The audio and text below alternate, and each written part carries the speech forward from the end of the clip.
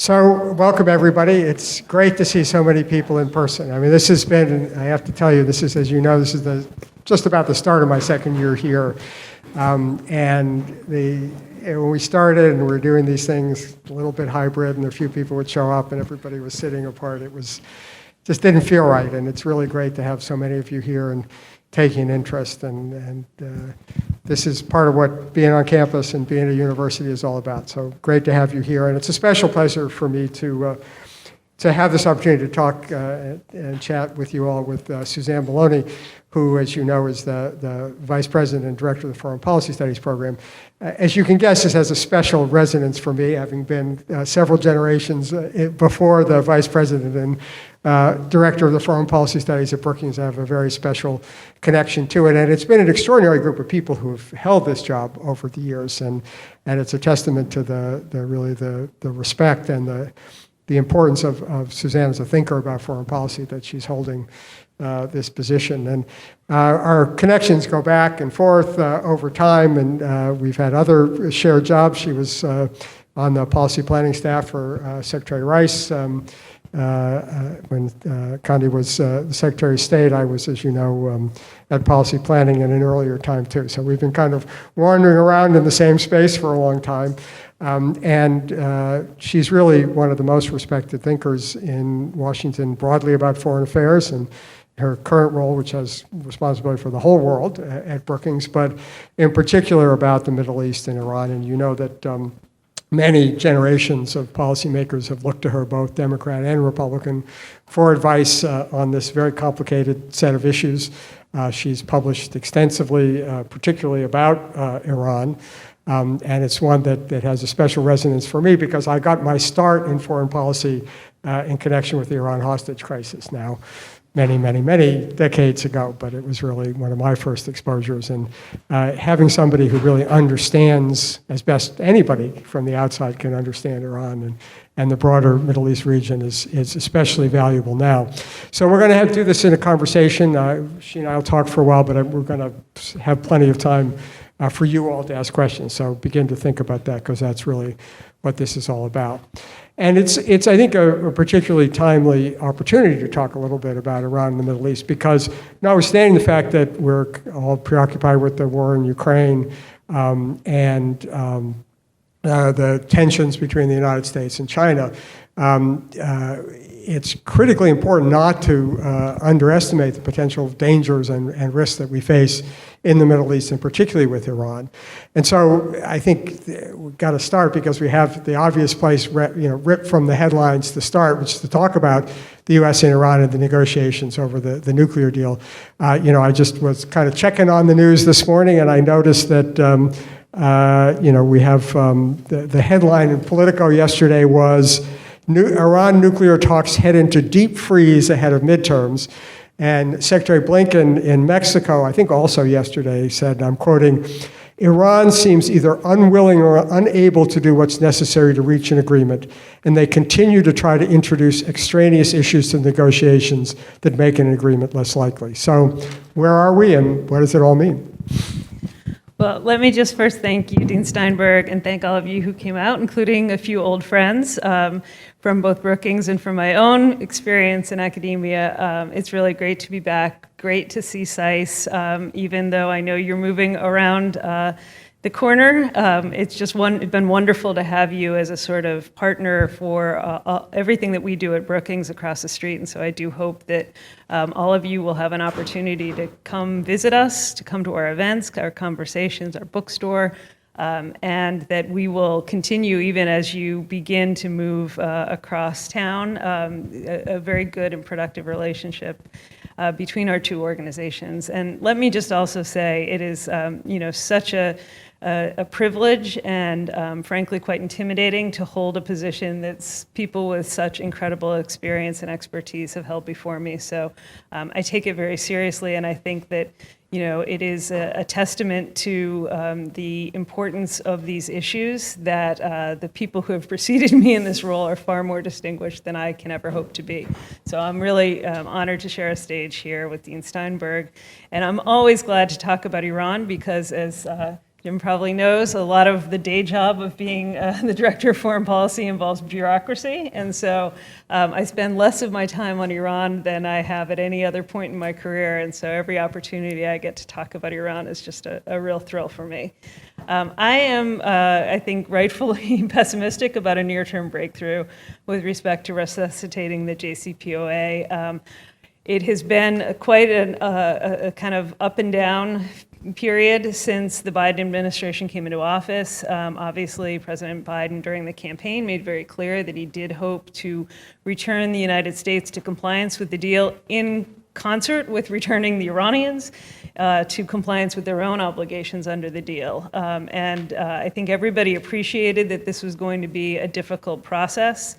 One of the sort of insights that I had into how difficult it might be was participating in a kind of tabletop exercise that another think tank did back in 2019 or 2020, where I had the opportunity to role play Ayatollah Khamenei, Iran's supreme leader, in the event of different types of scenarios, how the Iranians might behave in a second Trump administration, what in fact might ensue if a Democratic president was elected and did try to restart negotiations.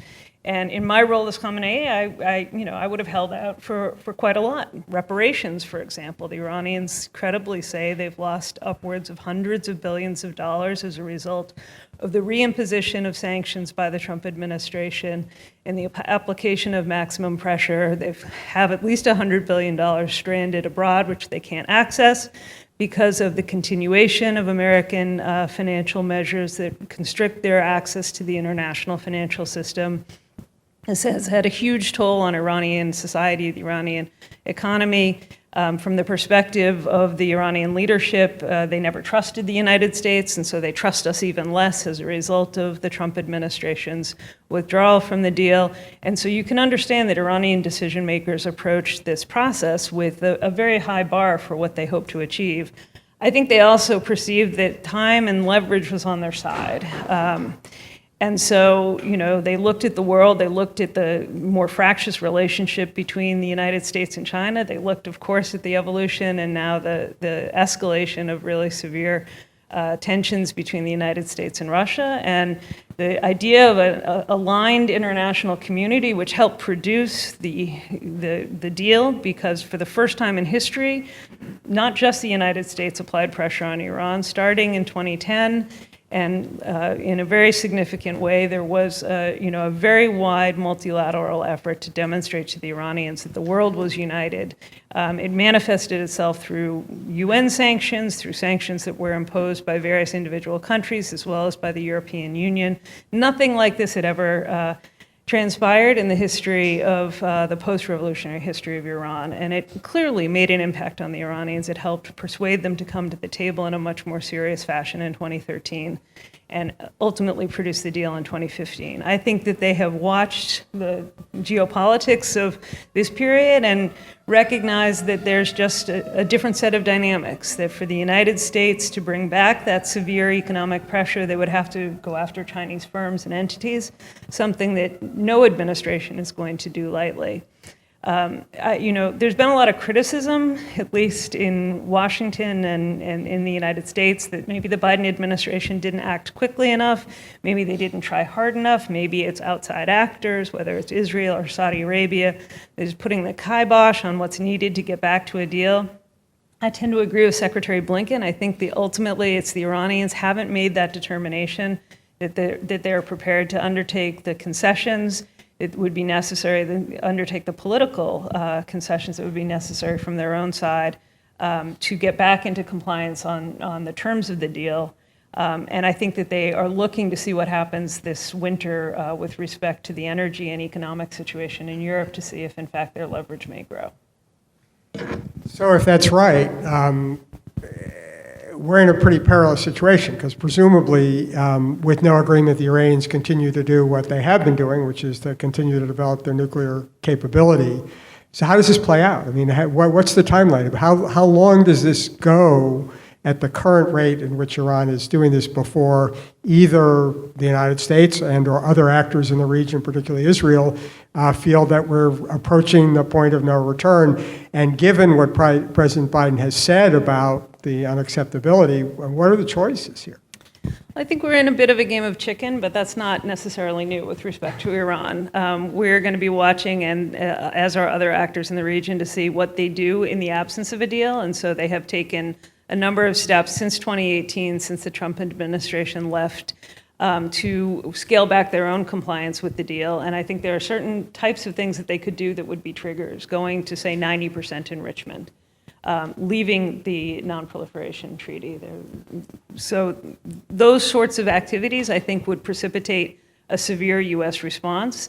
From their side, they're also watching us. What they do is going to be calibrated depending on what we do. And so, there has been a tenuous, I think, balance that has held, where both sides have not tried to apply the most severe measures.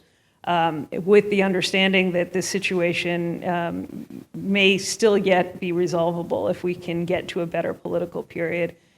There will, I think, be another push to get to a deal in the aftermath of the midterms here, depending on what that looks like in terms of the president's political capital, depending on what the sort of shift away from Russian gas will mean for European economies. We may conceivable we'll be in a stronger position, and that the Iranians will say, look, we've sacrificed too much, because at this point, one of the, some of the losses they're experiencing, yes, it's U.S. sanctions, but they missed this incredible period of high oil prices, which would have been absolutely transformative for their economy. They've still been selling to China off the books. They're not able to repatriate the income. But for the most part, this massive oil price rise, which we've all felt in our pocketbooks, the Iranians have sat that out. And so, they're looking at that. They're looking at the resources that are tied up in various banking systems around the world. And I think, I will echo something that I've heard senior decision makers from other countries say. There is an interest in both sides in getting to a deal, and there are big political obstacles to getting there, but those interests may still get us to a point where we can, in fact, put something on paper. My concern personally is it's just not going to be durable, especially if it tries to kind of stick too closely to the terms of the 2015 deal. We are only a year away from the point at which the United States is expected to not just suspend or waive, but in fact repeal all legislative sanctions on Iran. Not going to happen under any political scenario here. And we're also just about a year away from when the Iranians would be expected to ratify, not just abide by, but ratify the additional protocol of the NPT. And I think that's also not going to happen under any conceivable scenario. So one of my concerns is about getting to a deal, or particularly about giving up too much to get to a deal, is that I think we have to be comfortable and be prepared to act in a world in which the deal it doesn't have the same time horizon that it was originally intended to have. The 2031 sort of finale date is something that I think almost nobody at this stage thinks is really viable under any conceivable circumstances. So you mentioned that they didn't trust us much before, and they trust us less now, the U.S. that is. You played Khamenei in these exercises. There's a presidential election coming up in 2 years, never mind the midterms. What would lead an Iranian leader to feel like it was worth doing a deal with this administration, given what happened under the Trump administration? I think the calculus is exactly the same as it was in 2010 and in 2015, which is they want some sanctions relief. That's what Khamenei said when they did the deal. This was the purpose of the deal. It wasn't to have a different relationship with Washington. It wasn't, in fact, necessarily to end their ambitions to have nuclear weapons capability. It was to relieve themselves of a burden which they had no other way of obviating. And I think that interest remains the same. They don't trust the United States. The senior leadership never will. They have been looking for, in the course of negotiations, guarantees about how to sustain any economic benefits. I think one of the places where we had the advantage in the prior rounds of negotiations for the original deal. The Iranians just, they have a lot of firepower. They have incredibly talented and educated population, and frankly, incredibly talented and educated senior leadership in terms of the technical, political bureaucracy. They understood how to negotiate every aspect of the nuclear file, except the sanctions. I think that was the one place they were at a deficit, and they came to learn the hard way the kind of hangover effect of the financial measures that we've put in place increasingly since 2006, mostly applied to Iran and North Korea, but now we're seeing applied to Russia and other countries as well. They didn't, I think, understand how sticky those would be, how much it would continue to preclude significant investment because companies just weren't prepared to go in without the kind of assurance of a full and unfettered access to the international system. And so, they're working harder this time to try to build in guarantees to any agreement that would ensure that even if there is a change of political power here in Washington, they might continue to see some of the benefits of the deal. I don't know how well those might work in practice, but I think it makes sense for them to be looking for that. So we've mentioned that we have elections, midterm and presidential coming up. The Iranians just had an election. And they elected a new president, said to be a hardliner, not very well known, I think, broadly in the West. Tell us a little bit about the significance of this election, about President Raisi, and is he the successor designate for Khamenei?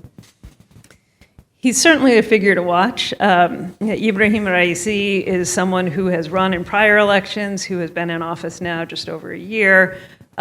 He is a certifiable hardliner. It's not an epithet in his in this case.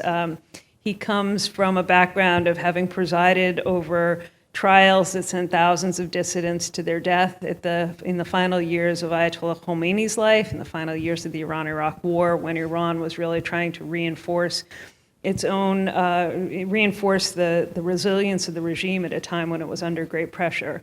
Raisi's service in the judiciary since that time has been associated with severe repression of dissidents and, sort of all sectors of society. So I will say, as someone who came of age at a time, or came to this issue at a time where there was great hope for change from within the system in Iran, and I was someone who saw that, had the opportunity to be part of the first, and I think only, government-endorsed and sponsored academic exchanges between the United States and the Islamic Republic.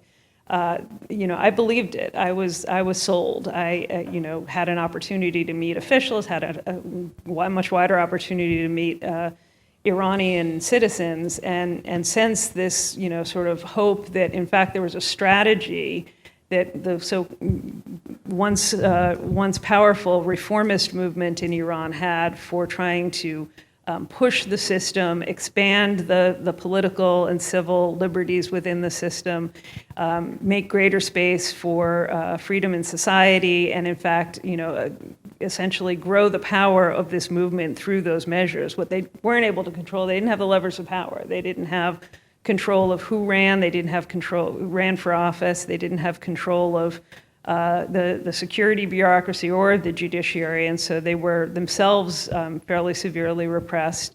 And while there's still a diversity of political views in Iran, Iran is endlessly complicated and interesting and full of debates. There isn't really a pathway that has been resuscitated for trying to change the system from within. And yet, the Islamic Republic is just a very good example of how the structure of power can perpetuate itself, even where it might be widely unpopular with a large segment of society. I think Raisi is probably the most likely successor to Ayatollah Khamenei. You may have noticed that there have been some reports in the media about his severe illness or even the prospect of his passing from this earth. Everything that I have seen or heard leads me to believe that's just another, sort of fixation. Every once in a while, every couple of years, we have someone predict his imminent death, and it typically doesn't happen. It will eventually. He's in his early 80s. He was the survivor of a terrorist attack, which cost him the use of one of his arms. He's been active over the years, but as we have seen in other heads of state, things can move quickly. I think it's going to be a very interesting moment for the Islamic Republic and for the entire region. Iran has only been through succession once before in 1989 when Khomeini passed. What was important was not just who took over, of course, Khamenei, the current supreme leader, but the kingmakers behind the scenes. And just as in that case, the son of the current supreme leader, Mojtaba Khamenei, just as one of Khomeini's sons was one of the kingmakers, Mojtaba, the son of the current supreme leader, will be one of the kingmakers. Some have suggested he could even be a successor. I think Raisi is the likely outcome, but part of the problem is it's an octogenarian regime. I have to be careful, I guess, in Washington about saying that. But there's obviously a second and third generation of the revolution, but at the very senior leadership levels, Raisi, who is younger but not by a whole heck of a lot from the supreme leader, is probably the most viable contender. So let's widen the aperture a little bit. There's been some fairly significant changes in the kind of the political landscape of the Middle East in recent years, and the one that's obviously gotten a lot of attention here in Washington is sort of the what's been characterized as sort of the impact of the Abraham Accords, but more broadly as a set of phenomena that's been going on for a long period of time. How do you see this as sort of shifting the landscape? I mean, many people here tend to see this as having a heavy Iran-driven dimension. So is that what this is all about? Is there something broader going on? How do you see the kind of the political alignment in the region? I love to talk about the Abraham Accords because I think that, if anything, we underestimate the importance of this shift in the way the region aligns itself. When I was a graduate student at another APSIA school, in our second year, we managed, I know you all take trips, we managed to get a trip to the Gulf. This was right after the first Gulf War. And we visited a variety of states in the GCC, including Saudi Arabia. We went to the Ministry of Foreign Affairs and heard a lecture. It was during Ramadan, so it was about 11 o'clock at night that they brought us in and gave us a lecture. And this is, remember, 1 year after Saddam Hussein had invaded Kuwait, and they gave a lecture about how the greatest threat to the region was Israel. And one of my classmates, who happened to be Saudi, led a walkout of that talk because he was so offended and said so self-evidently incorrect given what we have experienced as a country over the course of recent years. And so, the reality is that most, sort of informed people in a variety of states in the region understood that there should be room for a different relationship with Israel. That, as you know, the defense and intelligence ties between the Gulf and Israel had been quite extensive and quite effective and productive for a number of years. There were also very quiet economic relationships that had existed.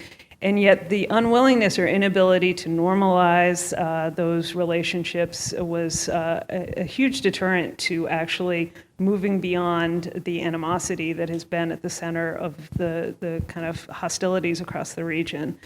So I think it was an important breakthrough that we have these diplomatic relationships. I think it is tempting to sort of poo-poo it as a sort of, alliance of authoritarians or something that was only driven by fear of Iran or something that the Trump administration invested in.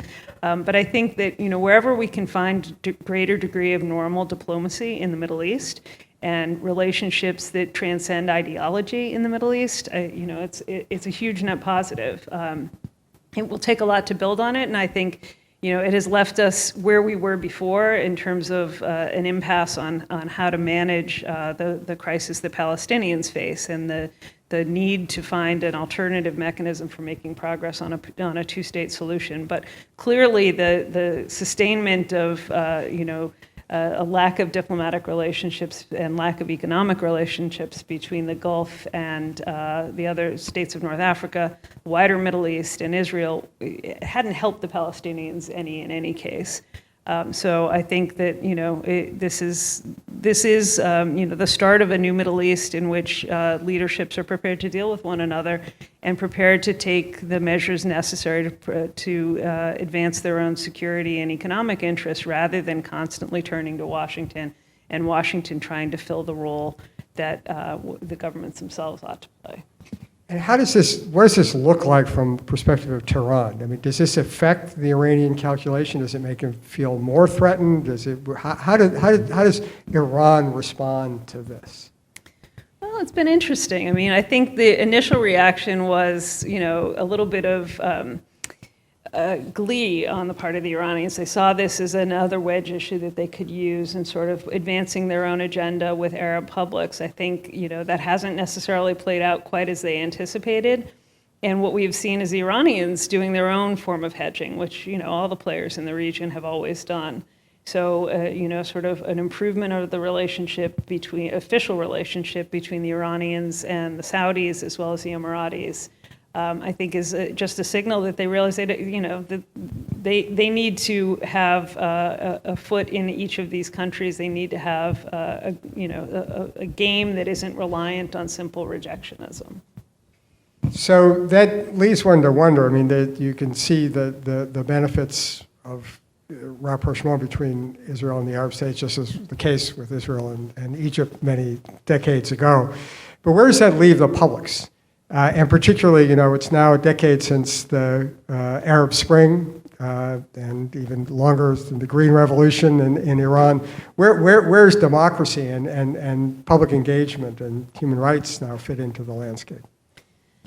Yeah, I think this is, in general, I think the Biden administration has done a very good job of articulating an approach to the Middle East that is, quote unquote, back to basics, that is continuing to advance U.S. interests in the region without over-reliance on military presence, even though we obviously still have considerable military presence in the region.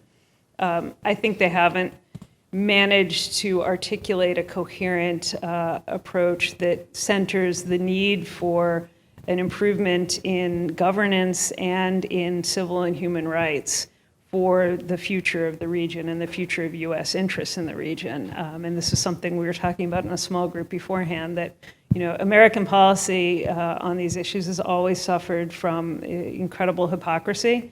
For as much as we talk about the importance of these issues, we have very rarely been willing to put these issues at the top of the priority list when it comes to our interests in the Middle East, because we always have overriding priorities, whether it's access to the free flow of oil, whether it's the need to defend our partners and allies in the region, or whether it's the need to advance a broader coalition to deter Iran. I think that we ultimately, our interests, as well as a stable, prosperous, and just future in the region, rely on governments that do a better job with internal governance and that are more respectful of human and civil rights, and that we should be very clear about that in our engagement with those governments. We have to demonstrate that there are costs to some of the policies that some of our close partners continue to pursue. And that we're prepared to manage those tensions, because we manage those tensions all around the world all the time in any case. And the Middle East is not unique in that respect. We have problematic partners in every region of the world. And yet we don't, it's not an all or nothing. It's not a zero-sum situation anywhere. It's the Middle East. I think it's where, because of the perception that it was simply too sensitive, or that our interests were too urgent, that we weren't able to try to balance priorities. And I think, I'm hoping to see that just becomes normalized. So, widening the aperture yet again, I mean, you have a president who came to office vowing to finish the business of ending the forever wars, got out of Afghanistan, and somewhat controversially and the like, but following on a position that he took when he was vice president about getting out of Iraq, and more broadly an administration which, despite the conflict in Ukraine, continues to say that the pacing threat and the real arena of the future is East Asia. does this mean the U.S. is gone now from the Middle East? And what, if any, implications are there both for the United States and for the region if the United States is really serious this time about basically reducing the centrality of the Middle East or the broader Middle East in U.S. foreign policy? I don't think we're gone. I think, if anything, we still have, we've reverted back to, sort of the post-British withdrawal from the region, but pre-Gulf War position, which did not rely on maintaining hundreds of thousands of troops in the region in order to protect our interests and advance our engagement with our partners there. There's still, we were again talking in a small group beforehand, about the different instruments of U.S. interests. And obviously, we had an enormous amount of military personnel stationed in the region. We spent an enormous amount of money on prosecuting various conflicts and on training militaries, and something that has been the work of the focus of the work of a common colleague of both SAIS and Brookings. But there are other avenues for us to advance our interests and to engage with those governments. And whether it's USAID, whether it's the kind of behind-the-scenes diplomacy that we engaged in order to produce the Jerusalem Declaration, the sort of efforts that I think the administration is making to continue to be very present in the region. So. I think there are costs, but we are still able to pursue a counterterrorism mission even at a distance. We are still able to work with allies and partners. And I think that it isn't clear that there's another country that's prepared to come in and fill that void in a way that the United States did. It's also not clear that any of the states in the region want another country to come in and play that kind of a role. And so we're dealing in a much more complicated geopolitical environment in the Middle East. But still, when it comes to partnerships, when it comes to opportunities, I think eyes still turn toward the United States. There isn't a sort of influx of students from the Middle East who go to China or to Russia at this time. And I think the kind of opportunities that this country offers and the historic relationships that we've established and nurtured are still very important and still very viable. So you characterize it as allies and partners, and yet on the big issues for the United States today, starting with Ukraine, many of these countries have not been there for the United States, right? I mean, you have the UAE initially voting against the U.S. position in the Security Council. Saudi Arabia has been very resistant. Even Israel has not, full-throatedly aligned with the U.S. efforts to isolate Russia. And on the Pacific front, on the East Asia front, you see these continual strong ties between the Gulf states, not just in energy, but and even in security-related things with China. How durable is this partnership if, for the United States, the confrontations with Russia and China are the dominant issues of the day, and the people who are supposed to be our friends aren't going to be there for us in what some believe is the beginning of a new Cold War? Well, that's the premise that we probably should test. But, we're in a different geopolitical environment. That's the reality. And we have different interests. And I think just as we can look toward countries like India and recognize that the relationship with Russia, whether on defense issues or whether on economic issues, is such that they weren't prepared to sort of jump on board with the U.S. and European approach and response to the invasion, but they are prepared to be cooperative and to support within some reason that's bounded by their own interests. I think that's the same reality that we have in the Middle East, that we have to be prepared that our partners have other interests. I think that what we've seen is that the dialogue around where our interests coincide and where there are limitations to what we want to see our partners and allies doing has been very important. We've seen this over a number of years, as you all know, on China and the sort of cooperation around technology among a variety of actors in the region. And I think we see progress, but we're not going to be able to kind of dictate policy to all of our friends and partners. That's the simple reality. And I think, what we're looking for is what are the red lines? The red lines are things like provision of drones, as the Iranians are doing with the Russians. And we've actually been able to, I think, hold some of those red lines quite effectively, not just in the Middle East, but obviously even with the Chinese, who've been, very vocally supportive of the Russians and the relationship with Russia, but who have also appeared to hold back from providing the kind of material support that would put us in a much more direct conflict and align them fully and wholly behind the operation in Ukraine. So let me open it up to you all. I think we have microphones. Danielle, yes, somewhere back here. This is your chance. I'll just, Danielle, you just, as you see hands, why don't you just go hand the mic, or I'm sorry, I didn't see Bethany has, whoever has the mics, and we'll have at it.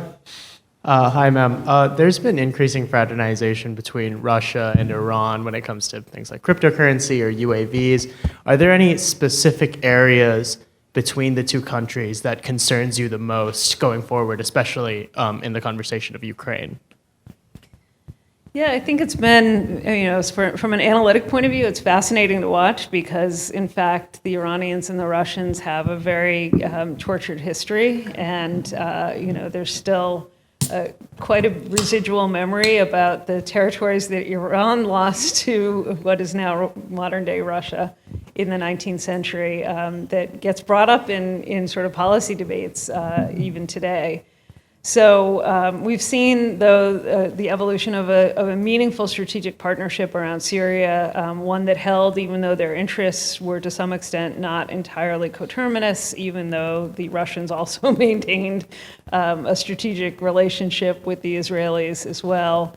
I think what is most unfortunate about the sort of drift that we've seen between the Russians and the Iranians is that there just isn't a good historic basis for the relationship, but the persistence tends to provide some kind of ideological inspiration. It's what the Iranian leadership points to as, we're not isolated. In fact, it's the United States that's isolated. Look at the number of countries that have opposed or at least been bystanders to the application of economic pressure on Russia. They point to the kind of convergence of Russia and China and say, this is the way the world is going. We're actually moving in the right direction. It's the West that is declining. I think what we're seeing in real time is very optimistic about how things play out in Ukraine. But to me, it's one of the reasons why the conflict in Ukraine is so absolutely important. And I don't think it's one of these situations where it's going to be neatly resolved very quickly. I think, the sustained support, both diplomatic and material, to Ukraine is going to be absolutely vital for demonstrating that, in fact, the sort of perception that there can be another axis which is aligned against free will and individual rights, against the free flow of capital, that in fact can succeed through the imposition of its will on smaller countries would be an incredibly dangerous precedent, not just for the obvious case of Taiwan, but for so many other countries that aren't facing imminent invasion, but are facing various forms of pressure from authoritarian states. So I'm not sure if I fully answered your question, but I do think Iran is making a choice that many other countries have not made by, providing UAVs to Russia that actually appear to have been used in offensive campaigns. They are, aligning themselves fully with the war itself, not just with, sort of opposition to the United States. And they're putting themselves in the center of a conflict that has global implications. And so I think it's a terrible choice for Iran. And it's not going to ultimately enable the Russians to prevail. So we'll see. The two of you can pick people and... Hi, thank you for coming. I'm John Izzo, and I'm curious about the JCPOA. As someone who doesn't have a very sophisticated understanding of the region, I look at it in terms of 2003, Libya gave up its nuclear program, and not long thereafter, about a decade, Gaddafi was deposed. So for Iran, who seemed to have a good thing going with the JCPOA until the U.S. reneged on its commitments and kind of shattered all their credibility, I'm wondering, they're a nation that sees itself surrounded by rivals, if not enemies, next to what's essentially an American military lake. What could the U.S., if anything, offer them to get back into the JCPOA? Or does this have to be now led not by the U.S., but by the EU or the UN to have any chance of succeeding at all? It's a good question. I think ultimately the JCPOA was a recognition that we are not going to be able to get Iran we're not going to be able to strip Iran of its nuclear ambitions. And by nuclear ambitions, I mean ambitions for a nuclear weapons capability. And that was in part why the 2015 deal was so hotly contested, because the presumption had been all along that what we were trying to do through the sort of multilateral negotiations that have been ongoing, at least in theory, since 2006, was to in fact roll back. The Obama administration made a strategic calculation. Many people think it was the right thing to do, but this was I think, at the center of why there was such heated opposition to the deal itself. Realistically, I think we are now at a stage where there's nothing we can offer because the Iranians will not give it up. But arguably that's been true for a number of years. As I said, it was the calculation that the Obama administration made as well. The Iranians have invested now, it's 20 years this summer. It almost was like an unmarked anniversary of when the revelations of Iran's undeclared nuclear program first came to light, August of 2002. And of course, at that time, the Bush administration was not prepared to support negotiations, or support the United States' role directly in confronting the Iranians in a negotiating process. We only joined a few years later after, sort of doing everything else wrong. You can look back at many points in history and wonder whether, in fact, we might have been able to have greater success had we been prepared to act in 2003, 4, or 5, had we not made other decisions in the region. But I think the Iranians have invested enough in this program, and as you say, there's a perfectly rational explanation from the perspective of an Iranian leadership that, first of all, is steeped in a conspiratorial ideology, and also, looks at the way that various countries have evolved after giving up nuclear technology, and also looks at the, sort of new salience of nuclear bluffing. We hope nuclear bluffing with respect to Ukraine. And so, I think realistically, the challenge for us is to arrive at a set of arrangements which put the greatest distance between Tehran and the actual capability that imposes much scrutiny and oversight over the program. But I think, we know from everything the Israelis have managed to extract from Tehran that, in fact, this was a program that was always intended for military purposes. That was well understood around the world. Unfortunately, the Trump administration's decision to withdraw from the deal gave the Iranians some moral high ground, and I think that is, that combined with the fact that the broader geopolitics have changed radically in terms of the P5, sort of being able to coordinate in any serious way on any serious policy issue, have put us at just a huge disadvantage to getting back to any kind of an arrangement. The only sort of silver lining to this is that the Iranians are not a suicidal regime, and I think that they recognize this leadership, a very technically sophisticated country, and yet they have not crossed that line. So I think there's reason for intelligence assessments that say we don't know, in fact, if the Iranians have made a firm commitment to weaponize. In fact, we have no evidence of that at this time. We had prior evidence. Realistically, I think that there is some chance of keeping them back from that line. I think, getting to a point where, as someone in the intelligence community said to me when I was in government, we didn't want the Iranians to have nuclear dentistry. We didn't want them to have nuclear anything. That goal will never be achieved now. And you can put the fault on the Obama administration, or you can put the fault, frankly, on the Bush administration for not being prepared to deal with this in a direct fashion when the program was first revealed. But this is the world in which we live today, and we're going to have to find ways to manage this until and unless as we all hope, there is some change in the character of the Iranian regime, something that we have no capacity to affect, and something that I suspect when it happens we'll be surprised by, as we've been surprised by every big development in Iran. Right here, over there.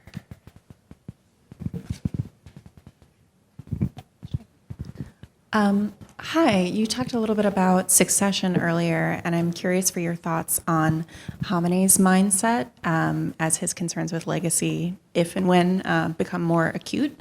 Do you expect him to hew more towards risk aversion, risk acceptance? Are there any core principles like resistance or others that you expect him to really be focused on in that time? Well, as another SAIS graduate, Kareem Sajidpour, who works also across the street over at the Carnegie Endowment, has written, I mean, Khamenei's been remarkably consistent in his worldview. It's one of the nice things about the Iranians and their propaganda enterprises. You can actually go, Khamenei has multiple websites and multiple Twitter accounts in multiple languages, and some of them have searchable archives. So if I forget, it's leader.ir or Khamenei.ir. You can go, and even in English you can search, and you can find, from his earliest public speaking to the things that he says today, there hasn't been an enormous amount of evolution in the way that he sees the world. He's convinced that the United States is a fading power. He has, very dark views about the future of the West and society. And he is convinced that, Iran can persevere, and, his lived experience to some extent validates that. So I think this leadership has been over time very prudent about the risks that they take. Even after Trump left the deal, it took a full year before they began to really turn up the tempo in the Gulf and try to push the envelope, essentially, I think, in an attempt to try to bring the world back to the negotiating table and force the United States to relinquish from or step back from the maximum pressure policy. But we also know that there's a lot of opportunity for miscalculation, the kind of famous Cafe Milano plot, which involved, sort of really third-rate terrorists purporting to take out the Saudi ambassador at a very popular restaurant in Georgetown. It sounded comical at the time, and I know there were a lot of us as analysts who were like, that makes no sense. I mean, it is quite credible, and we see this happening even today.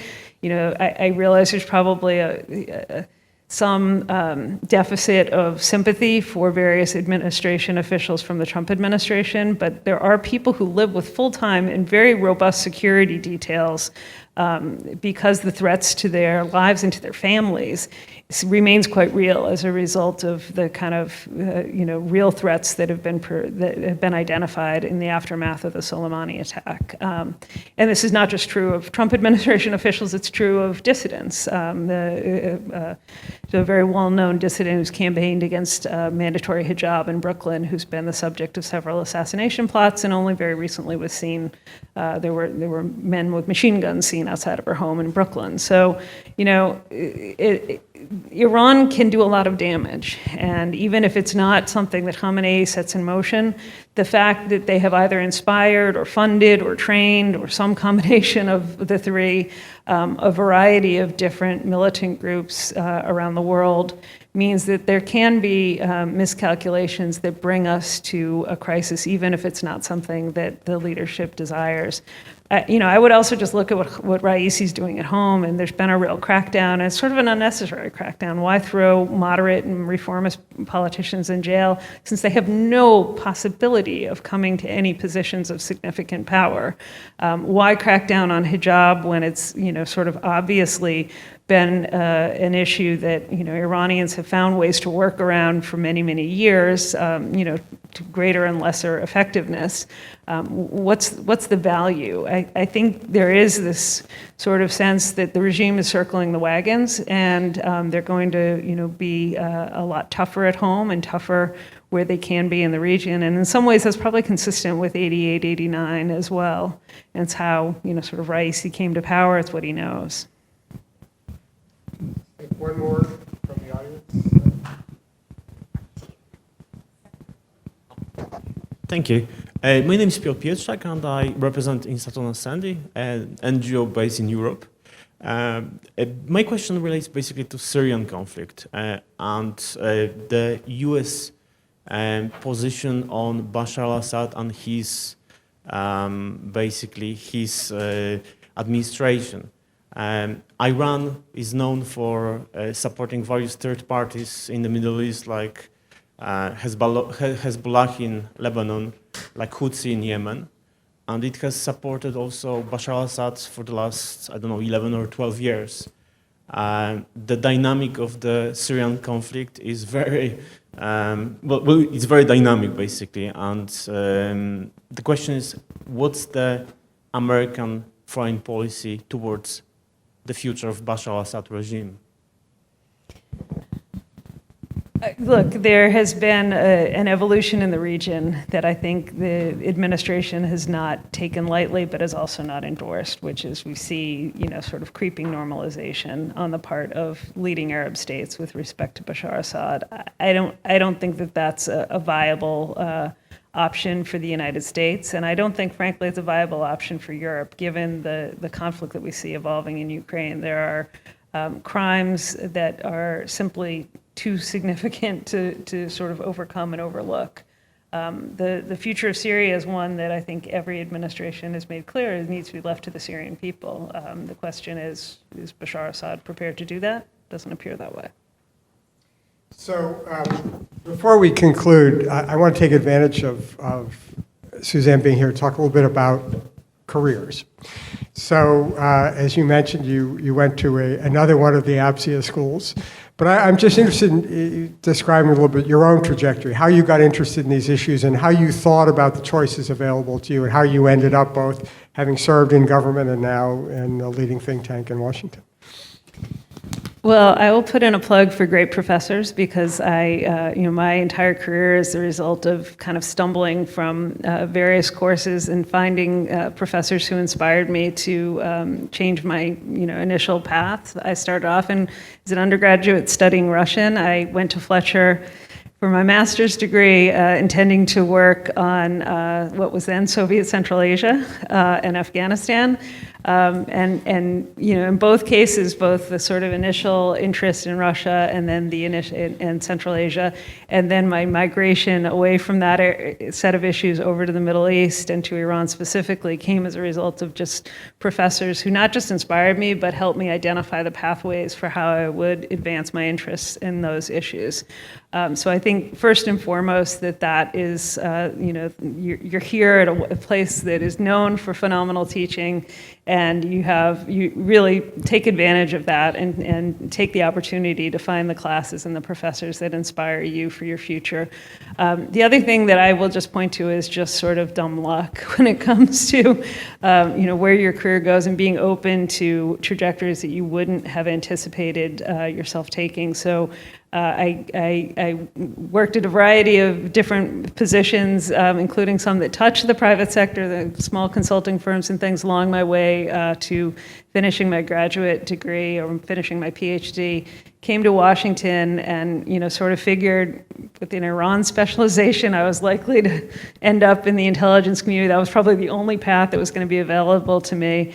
I wound up leaving Brookings after a pre- and postdoctoral fellowship there and moving to Houston and working for an international oil company. And I realized all the baggage that entails, but it was also an incredible learning experience to see the same part of the world through a different lens, through people who actually had an enormous amount of experience there, to spend a lot of time in the region through that kind of an experience, and then come back to Washington and get back involved with the policy debates. I felt incredibly privileged and lucky to have had those experiences, and I would never have anticipated either, coming out of college or even as I was finishing graduate school, that those would be opportunities that might be open to me. So stay open to the unexpected. It's great advice and one that I will certainly second. I think it's really having the sense of being able to explore opportunities and not feeling like it's all predetermined makes such a difference. Well, thank you for being here. It's been a great session, and thank you all for spending time with us. It's, as I say, one of the great joys of being back in person is that we're able to do these things, and there'll be lots more coming forward. You'll have lots of opportunity to meet with people in and around Washington and from around the country and the world who happily come to SAIS, which is good news for us. So thank you for spending the time, and thanks to all of you.